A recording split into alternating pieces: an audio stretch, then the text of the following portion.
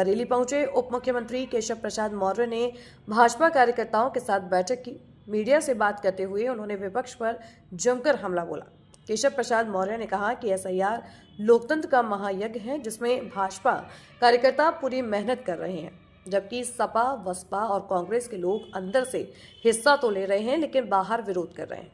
उन्होंने कहा कि यह विरोध बेमतलब है। मौर्य ने अखिलेश यादव पर निशाना साधते हुए कहा कि लोग उनके बयानों पर हंसते हैं और फर्जी मतदाताओं के बल पर चुनाव जीतना चाहते हैं।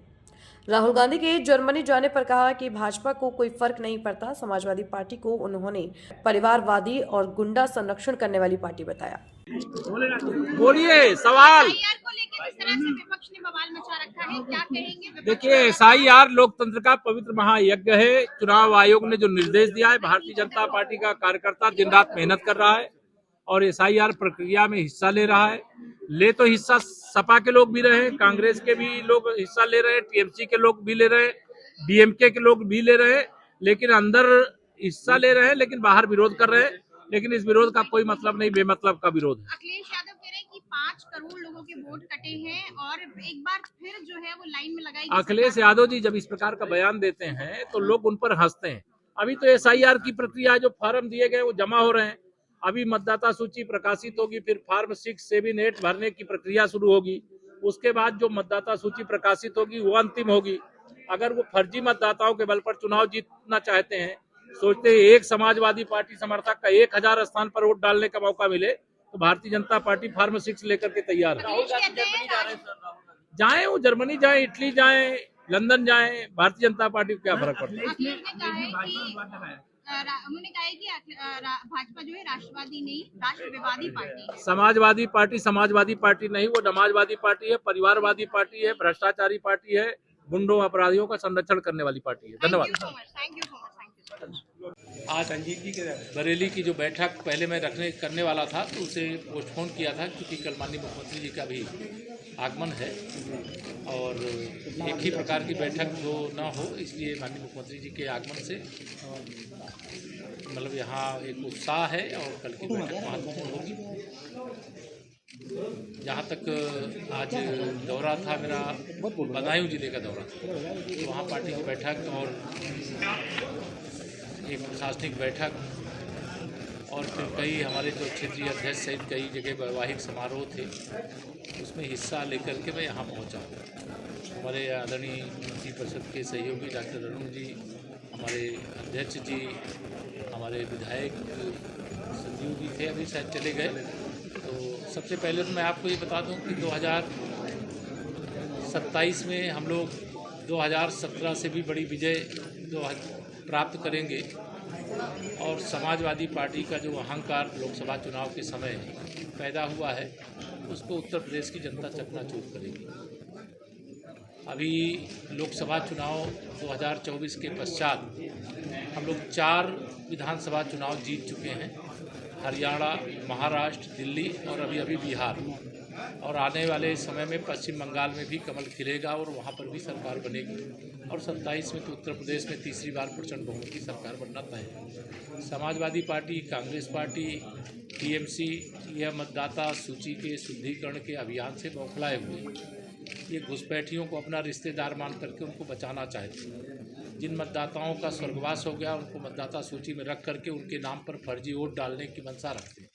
बूथ लूट करके ये विधानसभा जीतना चाहते हैं, सरकार बनाना चाहते हैं, लेकिन अब ये मंशा पूरी नहीं होगी, ऐसा हम सब लोग विश्वास रखते, भरोसा रखते हैं। अभी देश की संसद में कौन है, वंदे मातरम की 150वीं वर्षगांठ होने पर एक बहुत सारगर्भित चर्चा होनी थी, जिसमें विपक्ष का रुख नकारात्मक रहा, चाहे कांग्रेस हो चाहे समाजवादी पार्टी हो।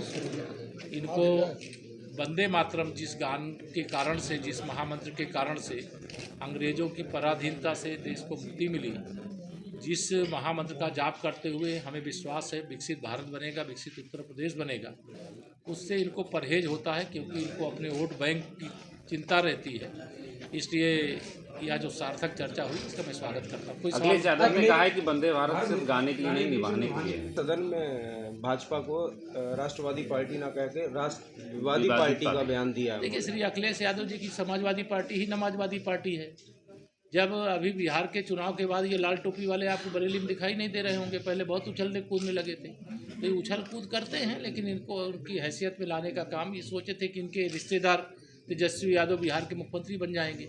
लेकिन बिहार में गए कि हम अवध में हराए हैं, मगध में हराएंगे, लेकिन मगध भी हार गए, अब अवध और यूपी भी हारेंगे और सैफई जाएंगे। मंत्री जी, अखिलेश यादव ने चुनाव बैलेट पेपर से लॉन्च की है, क्या कहें? ये तो सदन में चर्चा चल रही है बैलेट पेपर से। वो तो ईवीएम से जब चुनाव हुए थे तब मुख्यमंत्री बने थे, तो उस समय मुख्यमंत्री पद से इस्तीफा दे देना चाहिए। अभी जो लोकसभा में उनके सदस्य जीत करके गए हैं वो ईवीएम से जीत करके गए हैं। अगर ईवीएम गलत इस्तीफा दे करके कहें बैलेट पेपर से हमारी सीटों पर चुनाव करा दीजिए।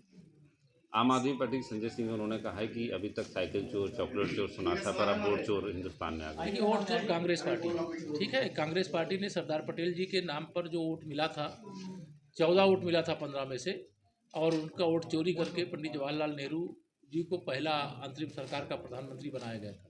और फिर वोट चोरी करके इंदिरा जी रायबरेली में सांसद बनी और प्रधानमंत्री बन गई। जब कोर्ट ने चुनाव रद्द कर दिया तो आपातकाल देश में लगा दिया। जी बोलो। सर, एसआईआर पर विपक्ष का सवाल उठा रहा है, खासकर अखिलेश यादव, ये किस वर्ग को जो है अपनी ओर अट्रैक्टिव करना चाहते हैं? ये मुस्लिम तुष्टीकरण की घटिया राजनीति करने वाले लोग हैं। इनके राजनीति का सूर्य अस्त होने वाला है, सब सैफई जाने वाले हैं। परिवारवाद की राजनीति का अंत इस देश ने शुरू कर दिया है, और आने वाले समय में परिवारवाद नहीं, जो सबकी सेवा करेंगे वो राजनीति में रहेंगे। जो शोषण करेंगे, जो ज़मीन कब्जा करेंगे, जो शराब माफिया, नकल माफिया, भू माफिया होंगे, वो सब राजनीति से विदा होकर के जहां उनको जाना चाहिए वहां जाएंगे। राजनीति का अपराधीकरण समाजवादी पार्टी ने किया है, और राजनीति को अपराध से मुक्त करने का काम भारतीय जनता पार्टी सर, एक और सवाल है। हाँ सर, संसद का शीतकालीन सत्र चल रहा है, राहुल गांधी एक बार फिर जर्मन की यात्रा पर जा रहे हैं। अरे, उनके रहने से ही कौन फर्क पड़ता है? जब वंदे मातरम जैसे महत्वपूर्ण विषय पे चर्चा हो रही थी, वो संसद में मौजूद नहीं थे।